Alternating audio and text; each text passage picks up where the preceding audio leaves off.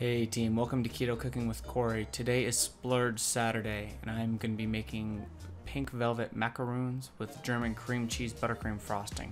Alright, let's get started. For the cookies we will need almond flour, confectioner sugar, cocoa powder, baker sugar, eggs, gel food dye, and water.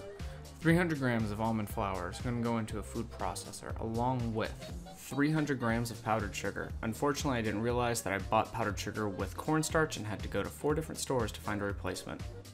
Add a tablespoon of cocoa powder and then blend until mixed. Don't worry if you need to get a little bit violent with it. Sometimes it needs a good shake before it fully mixes. Tap your powder through a sieve to make sure your mix does not have any large clumps in it.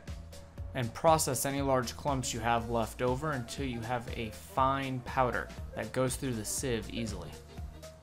Mix in 110 grams of egg whites until a thick batter is formed.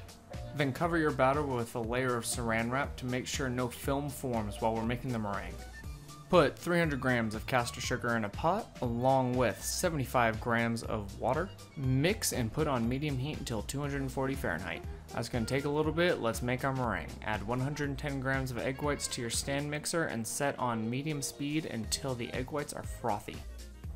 Once your simple syrup is at 445 degrees Fahrenheit, we're going to gradually pour the mixture into our meringue as it whips. Stop when you have soft peaks and add a teaspoon and a half of vanilla extract and your red gel food dye. We used 15 drops to achieve a light pink color. Mix on high until you have stiff peaks. And don't forget to stop periodically to scrape down your sides as dye may collect. Mix 1/3 of our meringue into the batter until well combined. Then gradually fold in the remaining meringue until a lava consistency is formed, aka the ribboning phase. Next on to piping, we're going to put our 1A piping tip in a piping bag, score it, and remove the excess plastic.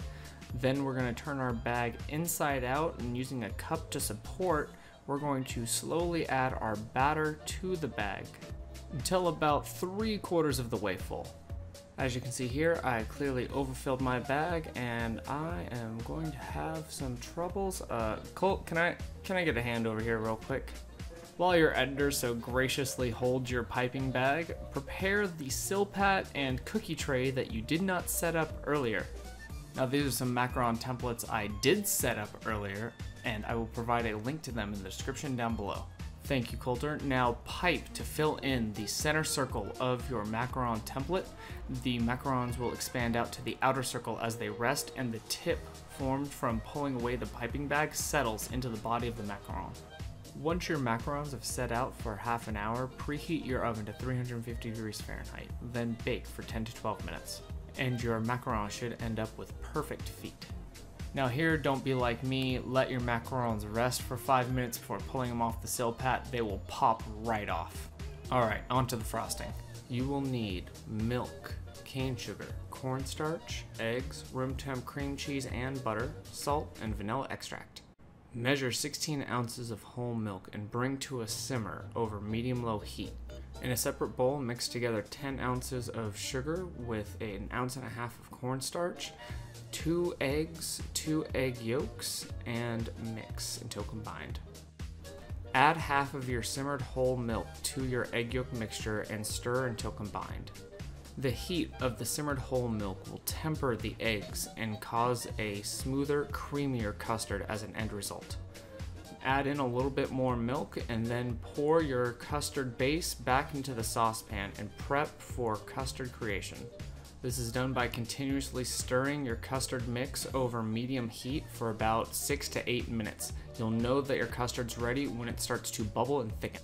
Once thickened, pour your custard into a clean bowl, cover with saran wrap, and let chill for at least 2 hours. Once our custard is chilled, we're going to throw it into a stand mixer and beat on medium-low until it's broken up. Once your custard looks creamy, we're going to slowly add 16 ounces of room temp cream cheese and 10 ounces of room temp butter to the mix, 1 spoonful at a time. Add 2 teaspoons of vanilla extract and 1/4 teaspoon of salt. Then refrigerate for 15 minutes before whipping and preparing your piping bag. We wanted to do something special with 4th of July coming up, so we turned our piping bag inside out drew a few lines on the inside with our blue gel dye, and then filled the bag with icing. A little bit of dye goes a long way, and it makes a really cool streaking effect with the frosting. From there, sandwich your frosting with another cookie, let set up overnight in the fridge, and then your macaron is complete.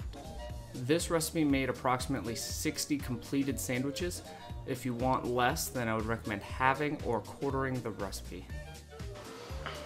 Hey everyone, thank you so much for watching. This is our pink velvet macaron with German cream cheese buttercream frosting. We think that they turned out great. Now it's time to give them a taste.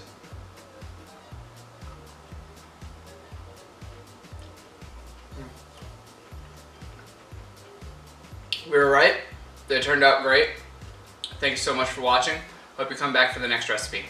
See ya.